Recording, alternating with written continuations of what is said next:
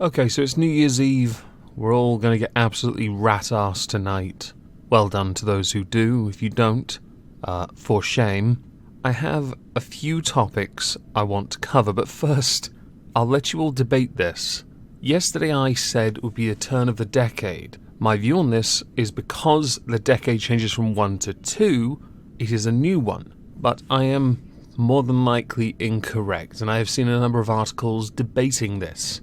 In fact, on my Twitch stream last night, people were discussing it. I am more than happy to be proven wrong. By all means, have at it. Another quick thing. There is a new video on the MoistLive channel covering a former Tory leader speaking out about prorogation and the Supreme Court justices. If you are at all interested in British politics, MoistLive is where you need to go. And also, I will be streaming tonight at 8 PM GMT on Omegon Plays.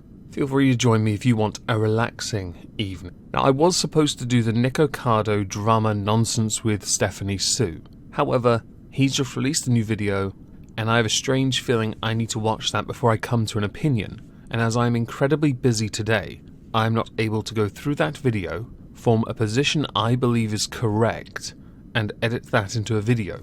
I was instead going to respond directly to an audio audit on one of my favourite YouTube guitarists, Rob Chapman, but I might save that for later in the week as well, as there are some aspects of it that need addressing. So instead we're going to cover a few small topics to end the year, things I believe need to be addressed.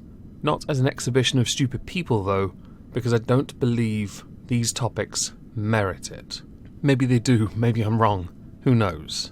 So first let's go to Chris Packham. Who is Chris Packham, you ask? He is a TV naturalist who, when he spoke out against the batting of a fox a few days ago, was a little bit taken aback and had to post a video online, and I'm not going to show pictures of it, of a fox being delivered deceased to his front door. He is, as many in the UK would know, against any and all forms of fox hunting. Now, Chris Packham uploaded the video of this and indicated that the male fox's injuries were consistent with being snared, something I'm not overly fond of either. This is not, for those who are at all interested, the first time somebody has delivered a deceased animal to Chris Packham's home. Earlier this year, and I say this year 2019, dead crows were left on his gate post after he led a legal challenge to halt the licensed shooting of crows.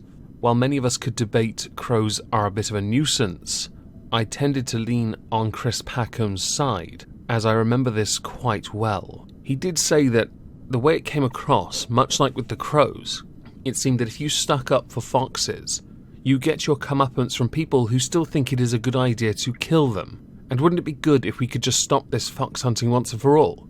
It's illegal, yet it carries on when you campaign against it. And apparently unpleasant things seem to happen to those who are against it.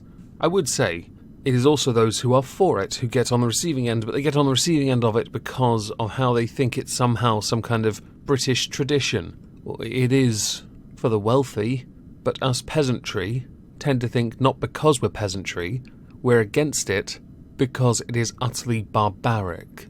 Get good, scrubs. Current year after all. Rather amusingly, there is a petition on change.org calling on the BBC to sack Chris Packham, and it has, at time of recording, more than 160,000 signatures. I didn't realise there were that many toffs in the country. There I was thinking we were mostly oiks. My mistake. There is a counter-petition also in existence set to oppose any potential sacking and saying that as a journalist, he should be allowed to use his platform to inform everyone the reality of our dying planet. It managed to get 80,000 signatures at time of recording, and it is now a closed petition. Many of the arguments within it centered around the fact that he had not transgressed his impartiality about any of the issues that he had raised when on television, and that he is a freelance presenter, and outside of his contractual agreements with the BBC, he is free to say what he likes, which he is. There is an issue in the UK where some journalists are made to get in line, meant to curtail their views. Presenters of TV shows that aren't even news for that matter, accidentally when talking to a conservative Connie Huck, a former Blue Peter Kids TV presenter, was brought on to discuss cycling. Well, that's not what happened. What actually happened was she was made to look like an idiot, and it became a very political discussion with her at the centre of it, meaning that shortly after, she was made to only discuss things that they were okay with her discussing, her free speech being, well, yes, she doesn't have it. Thank you, BBC. Defund the BBC. I think we're done with that. I'm keen to know what you think about it, but I want to move on to one more subject before we finish. And as it is the last video of this year, there is one little thing I want to say at the end that concerns my avatar. Not too big, just want to talk about it. But to the subject matter first. I was told I should do some Florida Man content, perhaps when I decide to reorganize the channel a little. I might do that, because there is some genuinely funny stuff that only seems to happen in Florida. I've got to admit, you guys, you do crime best, and failed crime especially. However, I only mention that vaguely because it tangibly connects to crime, and that's where we're going to go to Colorado. And for this we need Todd Sheldon, who in Jefferson County earlier this month tried to steal multiple vehicles over a period of weeks, but was caught in the act every single time, with him confessing that he just isn't good at stealing cars. I would argue it's not the stealing of the car that's the problem, because you don't even get a chance to try that. You suck at undoing the lock of the car, you suck at hot wiring the car, turning the alarm off. Hell, that should be first, I think. You probably suck at adjusting the mirror when you've gotten into the car and you sat down and put your seatbelt on, and I'd argue it's possible you don't know how to do the seatbelt either. Interestingly, he did try and break into one car on one night, and then he escaped before the deputies could get to him. However, only a few moments later, those same deputies found Todd Sheldon just down the street trying to break into another car. He'd upped his game and gone from a car to a truck, and, well, then he decided to tell them, yeah, I'm trying to steal this truck, but I'm not very good at it. However, the story doesn't really end there with Todd. See, last week, deputies responded to a report of a man breaking into a car, and then when they arrived at the scene, they saw Todd Sheldon again trying to break into a car, with him finally confessing, I really suck at this. No reason was given, though, for why he felt the need to take these vehicles. It's not like Gone in 60 Seconds, where he had a list of cars that had to be delivered over a period of 72 hours. No. He wasn't after Eleanor. He was just stealing shiggles, cos, in it, swag.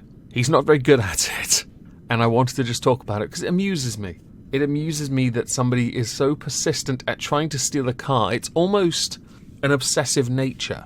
At first you don't succeed, keep trying until you either get caught or you get good. And in this case, he got caught because he didn't get good, which I find hilarious. Now, I am keen to know what you think about this particular subject. He is, at time of recording, in jail. He was originally bailed out, but yeah, no, he went back because he tried to steal another car. Oh dear.